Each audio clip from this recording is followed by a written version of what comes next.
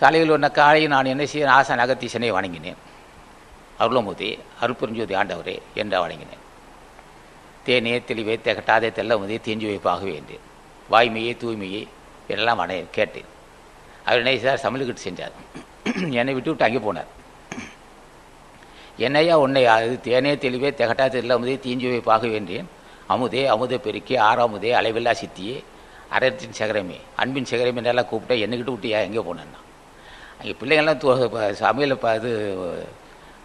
சமையல் வடிக்க சோறு வடிக்கும் போது பதமாக வடிக்கிற பிள்ளையை பார்த்தேன்.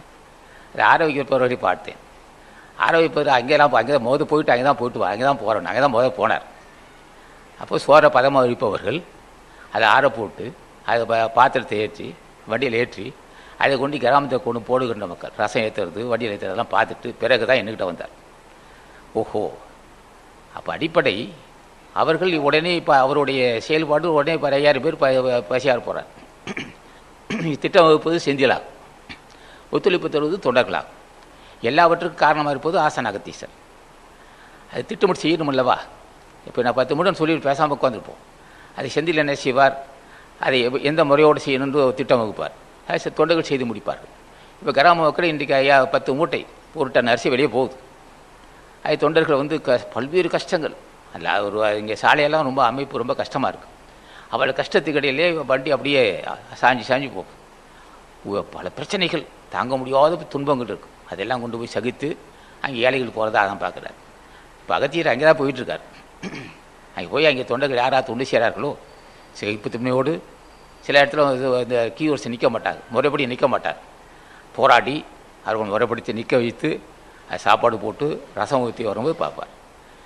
இப்படியெல்லாம் இப்போ இந்த காலையில் இருந்து யார் தொண்டு செய்தார்களோ அவர்களுக்கு மட்டும் அவர்களை அவர் தான் முதல் படி, அவருக்கு தான் முதல் படி அளக்கிறார் ஆசான். நாளைக்கு படி தேனே தெளிவே திகட்டா தெல்ல நிலம் எல்லாம் சொல்ல தேண்டா அமுதே அமுத பெருக்கி ஆறாமுதே அளவில்லா சித்தி அன்பின் பெருக்குமே இதெல்லாம் எல்லாம் சொல்லுவான். எல்லாம் என்ன எப்படியெல்லாம் கூப்பிட்டுருக்கான். இது பக்தி தான். ஆனால் உனக்கு 30% தான். அந்த வெளியே தொண்டு செய்கிறார்கள். காலையில் 4 மணிக்கு எழுந்து அடுப்பு பற்ற வச்சு அதை சுவாதத்தை குலையாமல் பக்குவமாக வடித்து அதை ஆற வைத்து அது வட்டாவில் ஏற்றி அது வண்டியில் மேலே ஏற்றி கொண்டு போய் கிராமத்தை சாப்பாடு போகிறாங்களே அவர் 70%. ஓஹோ, அப்போ அவர்களுக்கு தான் வாய்ப்பா?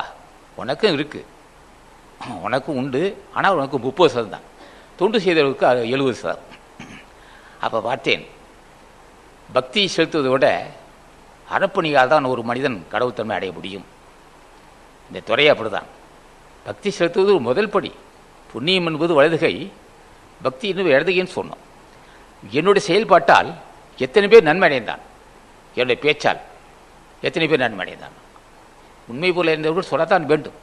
உண்மை அறிந்தவர்கள், கடவுள் தன்மை அறிந்தவர்கள், உண்மை போல தான் சூட்சமத்தை அறிந்தவர்கள் சொல்லத்தான் வேண்டும். ஆனால் செய்பவர்கள் இவரை விட அவர் தான் உயர்ந்தவர். வாசா கெங்கிறன்னு சொல்லுவான். இது ஒரு வகையான தர்மம் தான். உண்மை போல அறிந்து சொல்வது தர்மம் தான். ஏன்னா உண்மை தெரியாதது தெளிவான பாதை காட்ட ஒன்றும் இல்லவா? ஆக செயல்தான் முக்கியம். அதான் ராமணி சாமிகள் அந்த வகுத்தார். ஜீவகாரணி ஒழுக்கம் என்ற நூல் பசியாற்றுங்கள், அது உங்கள் ஜென்மத்தை கடை தேற்றுன்றார்.